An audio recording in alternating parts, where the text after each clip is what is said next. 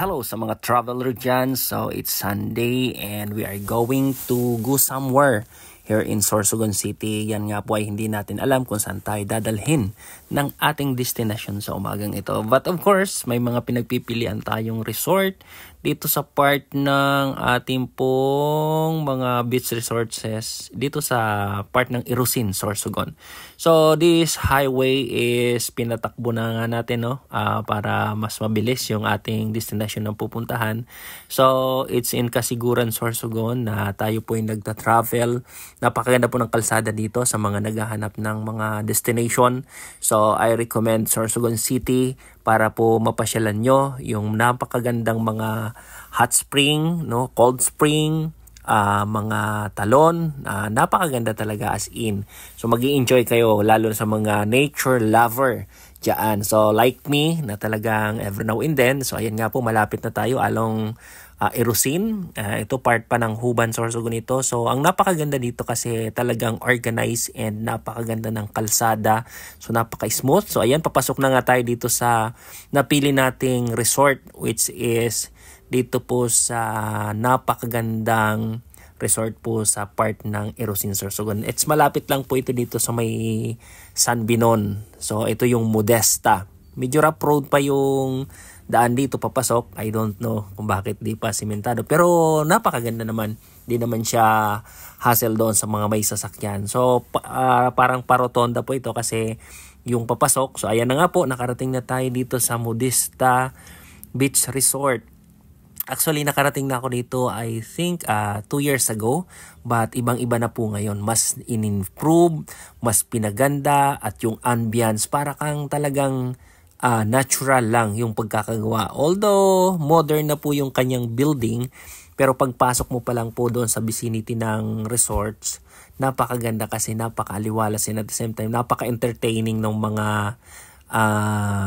staff ng Modesta Beach Resort. So ayan po, enjoy muna natin, pasok tayo. Yan, so ayan po sila madam, no? Ito po yung kanilang lobby. Pagpasok mo, ayan yung Modesta Resort.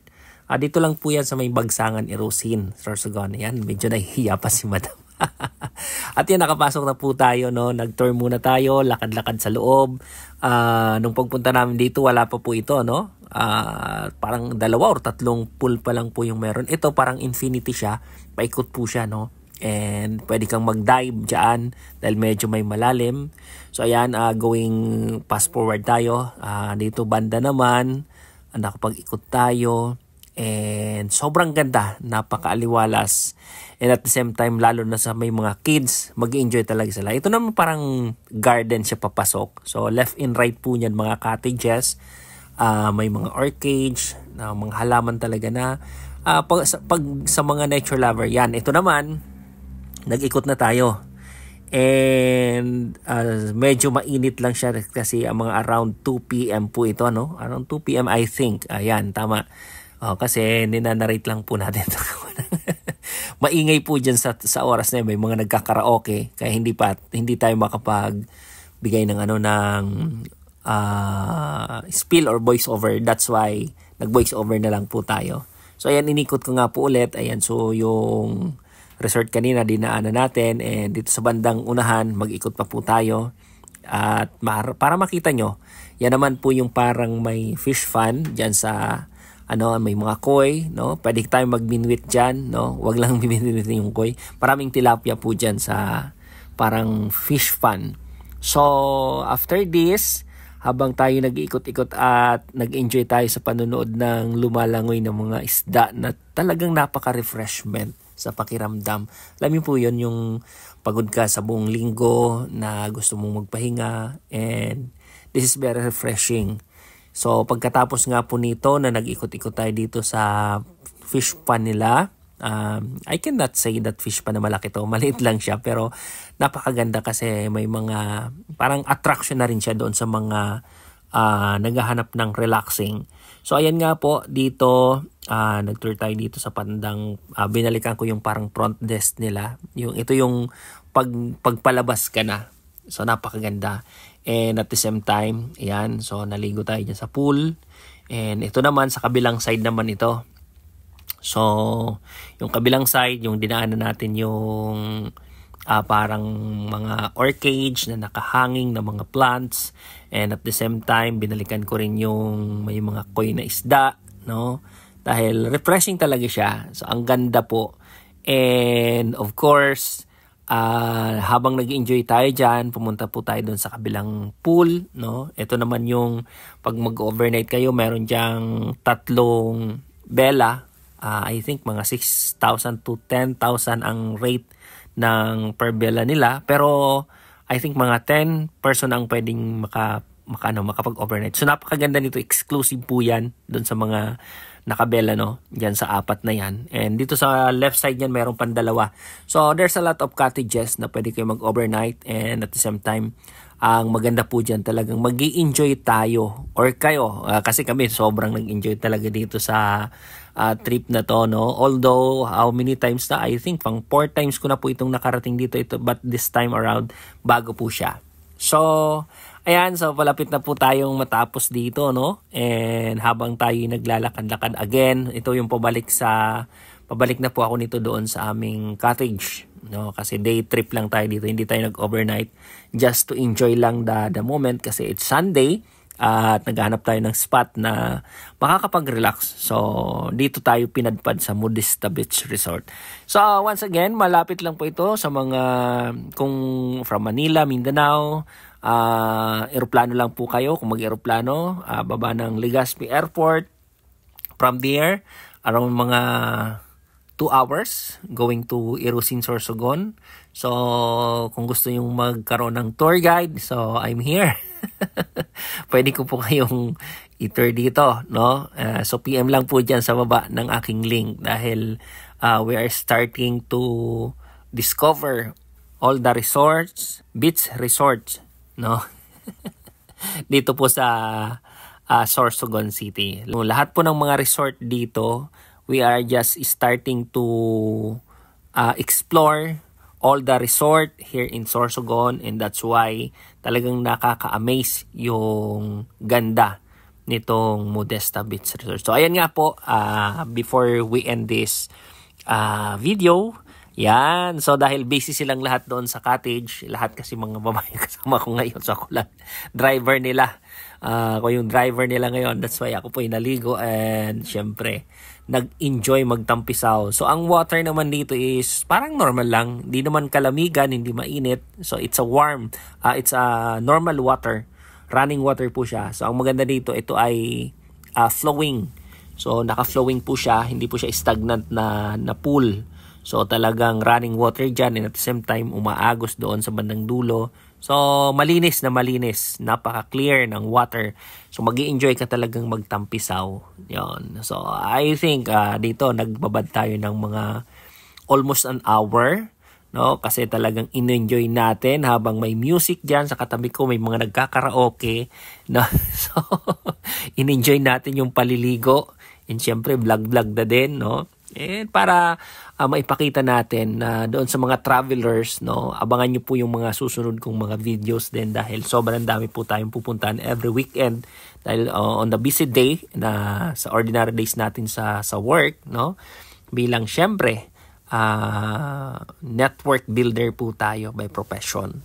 So we are traveling all over the Philippines and even outside the country, but this time I enjoying to explore all the beaches, all the resort here in Sorsogon. And after this, mag-ikot po tayo sa part ng Legazpi, ng Naga, even po ng part ng Visayas in Mindanao. So abangan nyo po ako sa mga gagawin nating mga vlogs and video para po sa ating mga subscriber. So once again,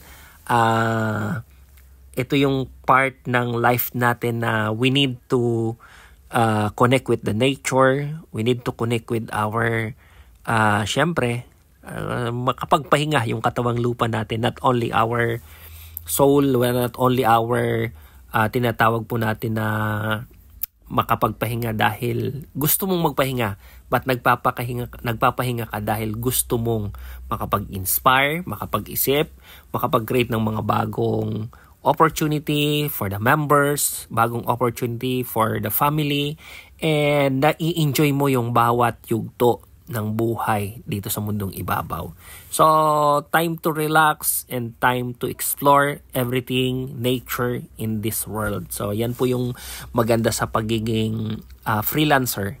Dahil pagtali ka talaga sa trabaho, so maghahanap ka pa na kailangan mag-day off, makapag-travel ng 2 to 3 days, di ba? But pag freelancer ka, open ka anytime, anywhere pwede ka mag-travel. And anytime, anywhere pwede mong ma-enjoy ang buhay dito sa mundong ibabaw na to. So ganun lang guys ang buhay. Huwag natin pakaseryosohin. Katulad ko, no? Dati seryoso ako sa buhay kung paano maging milyonaryo. But this time, I just enjoying myself, creating a moments with my family, and of course, dahil may mga kanya-kanyang ruta na yung aking mga boys. Minsan di na namin nakakasama ni Mrs. sa mga ganitong travel. So, nag-enjoy lang kami ni Mrs., no? Nag-enjoy lang tayo sa buhay. At of course, no? Yung mga nanonood nito, na may mga ganun ding sitwasyon, just enjoy your life. Just be with yourself and be with your loved ones. So, yan po ang pinaka-importante doon. Wag mong isipin yung sasabihin ng iba. Isipin mo anong makakapagpaligaya sa'yo, anong makakapagpasaya sa'yo, anong makakapagbigay sa'yo ng peace of mind. So, that's most important in our life. Dahil hindi lahat ng taong mayaman, hindi lahat ng taong may pera ay may peace of mind. Diba? So, peace of mind is a very, very good na dapat meron tayo niyan. And of course, yung maging channel of blessing tayo sa maliliit na bagay or even malalaking bagay man. So yan nga po, sobra talagang nag-enjoy ako dito habang nagtatampisaw dito sa pool na to. Gusto ko to kasi medyo malalim siya and at the same time, maraming tao. So may mga foreigner tayo diyan kasama, nakakwentuhan, na nakasabay dyan magtampisaw sa pool na yan. I think mga 7 feet po yan, lampas tao. So that's why sa baba po, doon sa baba yung mga bata. Dito mga halos karamihan mga matatanda. But natuwa ako kanina dyan sa isang bata kasi ang galing talagang lumangoy. Nagda-dive pa siya, no? Alam mo yun, akala ko malulunod pero yung pala sobrang galing lumangoy. So tayo lang dahil hindi naman tayo ganong bihasa sa paglalangoy, yan, nag-enjoy na lang tayo dyan na para tayong bata na nagtatampisaw and at the same time palingon-lingon dyan sa video natin. Dahil alam nyo naman ngayon, di ba?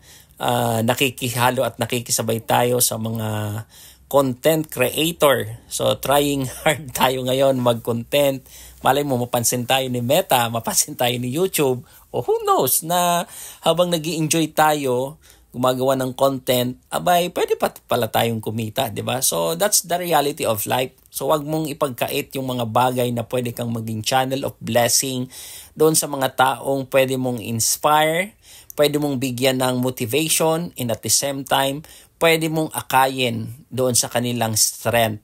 No? Kasi there's a lot of people na they don't know the strength of themselves, no? Nakarelay lang. So ayan, fast forward tayo. Yan, nag-time-lapse lang po tayo dyan dahil grabe. So yan nga po, patapos na po ako. Paangat na po ako dyan, no? Habang paalis dyan. Yan. So ito naman, last part po natin. Pauwi na po tayo ngayon. That's around mga 5:30 PM na ng gabi. Pero maliwanag pa rin po dyan sa area na yan. But after mga few minutes, yan talagang medyo dumilim na kasi yung mga nasa likod ko, nag-enjoy pa sila doong moment na yon na pauwi na kami. Saka lang nila napansin na maganda pala mag-picture, maganda pala mag-video, at maganda palang mag-aura that time. So that's why naghintay pa po tayo ng mga around, I think, mga 20 minutes. So mga around 6 na. After nito, talagang madilim na. So nahintay pa namin na mag-ilaw, and after that napakaganda po nung view and outside. So ayan nga po, habang kami ay naglalakad papunta sa malayo-layo po yan, I think mga more than 100 meters from inside ng pool papunta doon sa front desk. So ayan na po yan. So and sa mga nagtatanong diyan, maraming nagtatanong sa akin, bakit lagi akong minsan nagvi-video? Siyempre, just to show you guys na through this video, makarating kayo dito sa lugar na to, ma-enjoy nyo yung moment, and ma-explore yung mga magagandang lugar at tanawin dito sa Kabikulan. But syempre, lahat po ng mga OFW, of course, no? Just follow my Facebook page and my Facebook account, even this YouTube, no, channel.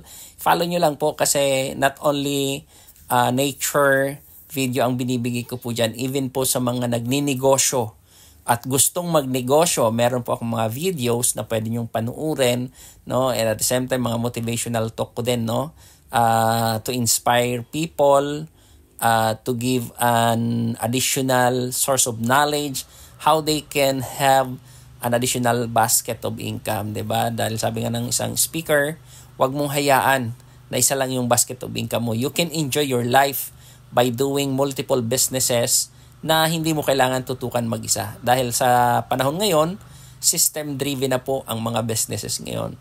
So if you can find the system or the platform that can lead you an additional basket of income, i-grab po natin. And dito sa YouTube channel ko, sa Facebook account ko and Facebook page, nandyan po yung negosyo na kung anong meron ako yon. Na yan po ay nagbigay ng 360 degrees life-changing ng aking buhay. No? So once again, see you in my next video. Huwag nyo pong hayaan na huwag mag-subscribe sa aking YouTube channel and sa aking pong page. So, bye-bye for a while. Yan, so nag-enjoy pa yung isa. Yan, so with that, maraming salamat sa panonood. God bless us all.